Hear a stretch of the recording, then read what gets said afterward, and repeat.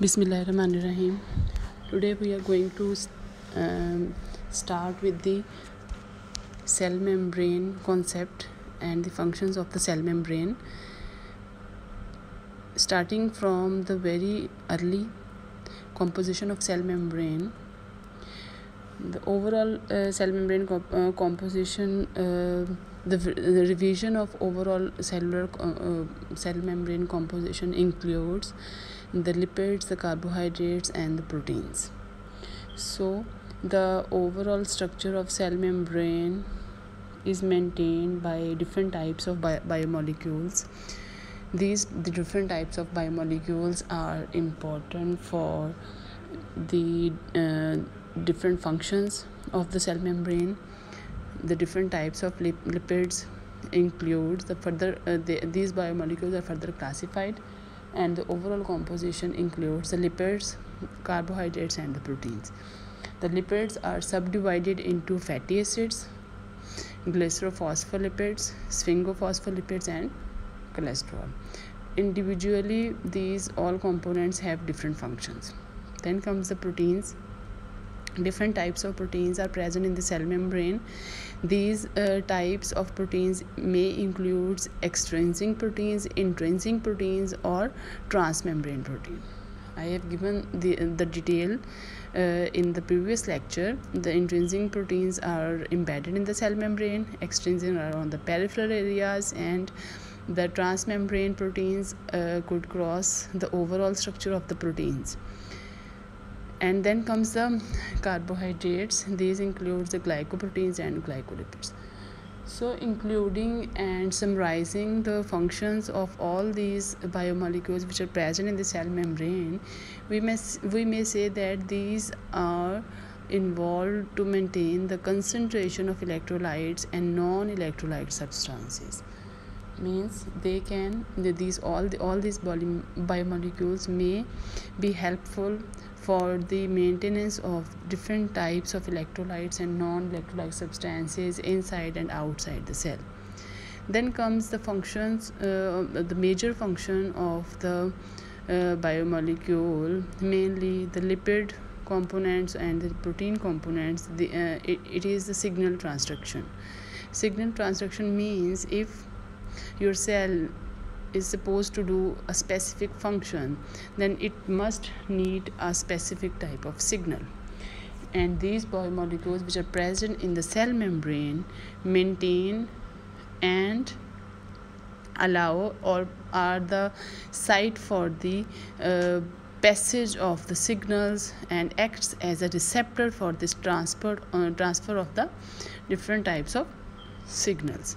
And according to these signals, the cell maintains its function, and then different types of function are being performed by the cells. Like in the phosphorylated state, the cell is going to be activated, and which then allow the movement or physiological functions of the cells. Then individuality of cell is also maintained by these biomolecules by separating different types of cells from each other. Means this cell membrane is helpful for the separation of the interior of the cell from the exterior of the cells. So the overall function of all these biomolecules includes the signal transduction, the individuality of the cell, and then the passage of different substances. They may be electrolytes or maybe non-electrolyte substances. Then coming towards the different transportation mechanisms which are going to take place in the cell membrane.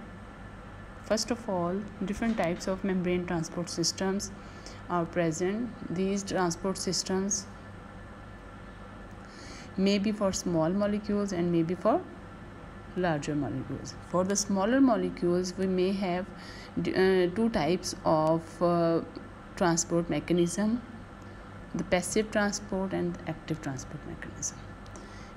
Passive transport is further divided into simple diffusion and facilitated diffusion, while that of active transport is divided into primary active transport and secondary active transport. First, we will go into the detail of simple diffusion. Simple diffusion does not require any type of energy for cellular metabolisms, but for random Brownian motion, means where the concentration of the biomolecules is higher, they're going to start moving towards the lower concentrated place. It does not require any carrier proteins. Here you can see the passive transport diagram. It is the passive transport may include the diffusion and the facilitated diffusion. The simple diffusion does not require, you cannot see any type of protein helping the transport of biomolecules or the different types of substances, but simple Brownian or random Brownian motions are there, where the higher concentration biomolecules start moving towards the lower concentrated place. This simple diffusion may be divided into different types. It may be uniport, it may be symport, and it may be antiport system. If the transported molecule is single and it has to cross the membrane, it is categorized under the uniport system. If we are going to study two types of biomolecules to cross the cell membrane, we may study it under the co-transport system, and this co-transport system is further subdivided into symport and antiport system. In the symport system, both two or more molecules are going to move in one direction, either in the inside direction or the outside direction, while in case of antiport system, if one molecule is going to move inside, then the other molecule must have to move outside the cell. This does not include any type of carrier protein, because we are talking about simple diffusion, and in case of simple diffusion does not require any type of facilitated protein. Coming towards the facilitated diffusion, facilitated diffusion does not require any metabolic energy. Like in case of simple diffusion, we require different metabolic energies in spite of different types of proteins or biomolecules. But it needs certain type of proteins, and the name of these proteins in case of facilitated diffusion is carrier proteins. These are mostly the integral proteins. Here you can see the different integral proteins or transmembrane proteins are present in the cell membrane, and they are going to help for the movement of substances across the cell membrane. So the difference between the simple diffusion and facilitated diffusion is the source of energy, the use of carrier proteins. In case of simple diffusion, we do not need any type of carrier protein, while in case of facilitated diffusion, something need to facilitate the movement of the substances, and in this case the facilitation is done with the help of carrier proteins, which are mostly the integral proteins. So the different types of diffusion mechanisms are depending upon different types of factors of the membrane biomolecules: the size, the shape, concentration, charge, temperature, hydrostatic pressure, and solubility. According to these factors, the movement of substances may differ. Examples of the facilitated diffusion is the uptake of glucose by brain, RBCs, red blood cells, liver, kidney, skeleton and cardiac muscles, fat cells by glucose transporters. These are all done by the facilitated diffusion. Fructose metabolisms, absorptions, mannose absorption, uptake, these are all the examples where these biomolecules are going to be uptaken by the cell with different types of facilitated proteins. Just like the diffusion mechanism, simple diffusion mechanism, this facilitated diffusion is also affected by the different types of factors. Because these are facilitated with carrier proteins, it may be affected by the availability or non-availability of the facilitated proteins. Then the concentration of the solute across the membrane, it increases the facilitated diffusion. If they are more concentrated, the more facilitated diffusion will take place. Hormones also control facilitated diffusion, like insulin and different growth hormones. These are all involved in the different, these are all regulate the transfer of signals across the membrane. Then comes the active transport. Passive transport includes two types, diffusion and facilitated diffusion. The diffusion is going to be classified into co-transport or unitransport. The co-transport is further divided into symport and antiport mechanisms. Then comes the active transport. This active transport is going to take place against the concentration gradient, against the electrical gradient, and this active transport is going to be done from the lower concentration towards the higher concentration. Therefore, it needs ATP, it needs carrier protein.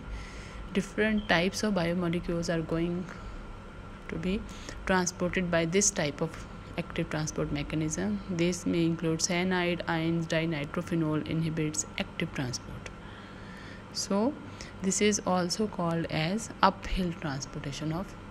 Here you can see the higher concentration substances are present, and the substances which are present in the lower concentration, they are moving towards the higher concentration. So if we have to move substances towards their lower concentrated place, we need energy. Examples may include sodium potassium ATPase, sodium potassium pump.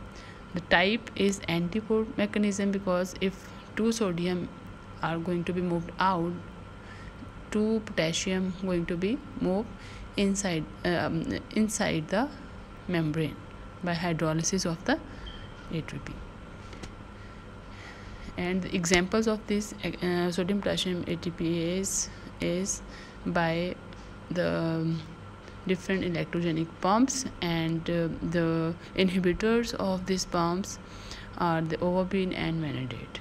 You have to memorize the names of these inhibitors for different types of transportation mechanisms. When we study about the sodium and potassium efflux and influx, we state the depolarization and repolarization of membrane.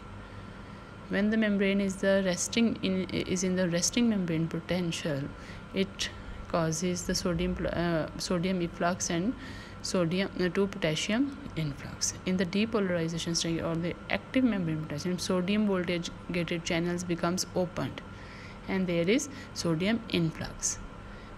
And these are the states of the cell membrane, where both the according to the signal to the cell membrane, the cell membrane biomolecule changes its shape from the depolarized to the repolarized state, and during the hyperpolarization, outflux of chloride channel occurs. Here you can see the different mechanisms or different types or different examples of active transport, where the mechanism of depolarization and repolarization occurs by the sodium potassium ATPase mechanisms. In this mechanism, one hydrogen is exchanged for one potassium. These are present in endosomes, lysosome, mitochondria, and plasma membrane of certain cells. and it is the type of your active transport. And in gastroparietal cells, this sperm maintains the pH of the gastric juice. So mainly sodium potassium ATPase is helpful in the acid base balance of the cell. There are two types of active transport: primary active transport and secondary active transport.